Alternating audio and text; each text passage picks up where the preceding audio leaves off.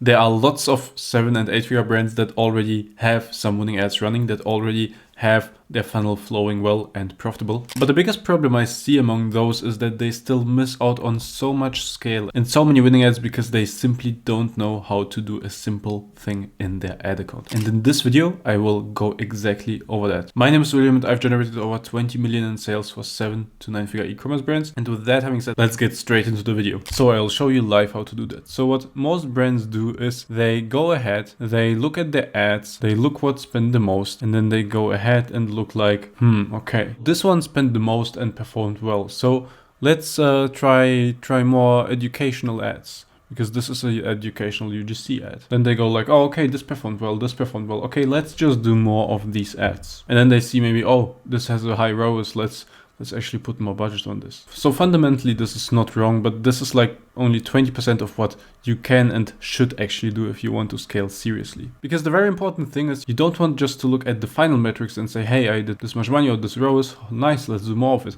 But you want to analyze why and why certain ads did and why certain ads did not. So the way you want to approach this is that you want to analyze every single micro action a customer takes from being a cold person and not knowing you to becoming a customer of yours. And that applies to every single ad. Let me give you an example. So let's say we analyze this ad, the most spending one. Let's see how I would approach it. So this ad spent 6K during the last 30 days. Okay, nice. This ad has a decent click-through rate. Don't be confused by this because this is not the average, but this is the click-through rate from all ads added up together. So for example, if someone watched this ad and then clicked on this one, it is counted as this one, but here it's also counted in general. So anyway, click-through rate aside, this is decent. Of course, could be a bit higher. This is already one thing. Okay, the click-through rate could be higher. It might make sense to iterate the offer at the end or to iterate the CTA. So then we keep analyzing, okay, the hook rate is almost 30%. We usually go for at least 30%. So this is good and just fine. It could be better. So one thing is, instead of just making more, hey,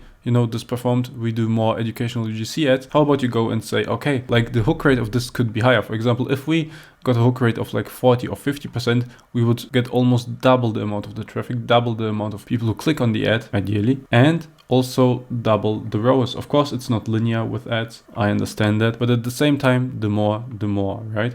So here you want to go ahead and then see, okay, what is actually the hook? Why is it only 30%? You click on the ad and watch it. Okay, so it's a guy talking with cycling tires in the background. This is good because it's a cycling brand. You want to have creative targeting, right? You don't want to attract random people, but you can see, okay, this is probably something we can do more interesting. So he starts talking and then we have like clips like these, which is great, but we can probably make this more engaging. For example, if he would hold it and talk while he's actually riding a bike, or if he would just talk while he's walking or something like that, right? More engaging, more stuff going on, more people that get hooked. Of course, not random people, but the right people. This is why creative targeting is important. Then hold rate 5%. Okay, this is definitely improvable. Ideally, we want to go for a hook rate of like 10%, right?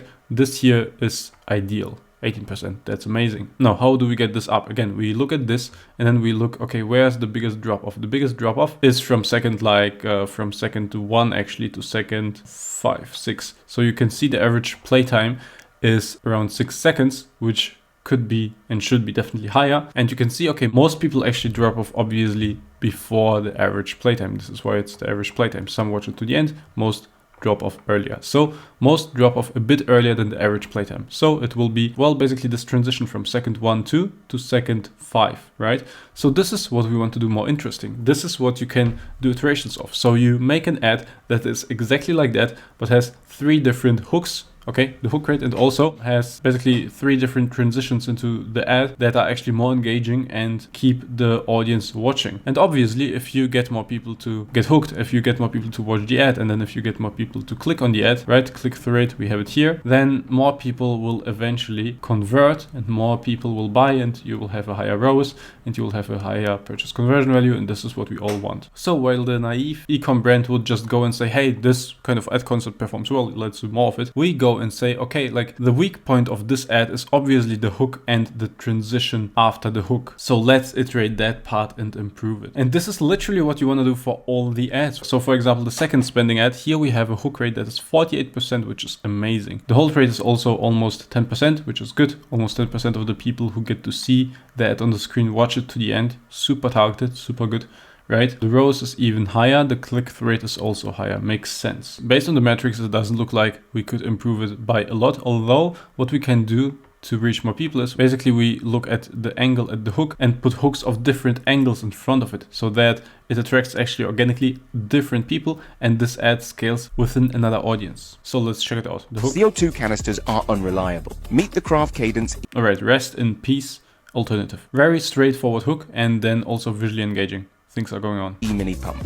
With powerful inflation up to 120 psi, you're back on the road. Alright, so the hook framework is basically RIP, alternative product. If there are other alternative products, you can just do that and combine it with different visuals that make more sense. And that way you will again reach more audience. And that way again you will reach more people with the same messaging. And that way you will create versions of this ad that are maybe just as scalable, and you just multiply the amount of winning ads in your ad account. As simple as that. Now another thing that's obvious to do here is you see, okay, like this RIP something framework is extremely effective. Well, then let's apply that to all the other ads. For example, here the hook rate is a bit low. Let's try that hook, but with this ad. It was a decent spending ad. It actually still is a decent spending ad. Maybe it will get better. The ROAS is amazing. We should also spend more budget on this one, right? So just by analyzing it and having a proper creative feedback loop, you already have so many iterations that you can go for. You combine the winning hook framework with weaker hooks of well-spending ads, because then those ads will actually spend more. They will get more people hooked in. They will get more people to convert. Bam, new winning ads. And this is what you literally can go through the ad account and do with every single ad that is in any shape, way or form performing, just to improve them, to get better metrics, to get better sales, and to eventually scale your brand. So yeah, this is the big thing that most brands are just missing out on because they don't know how to do that properly. If you want someone to help you with that professionally and scale your brand with a proper creative framework, click the first link in the description. Let's talk about it. I do exactly that for e-commerce brands. Also, if you're interested in all the systems you need to scale your brand to 7 or 8 figures, check out this video where I go exactly over everything you have to set up so that you're good to scale to 8 or 9 figures. Keep scaling. See you there.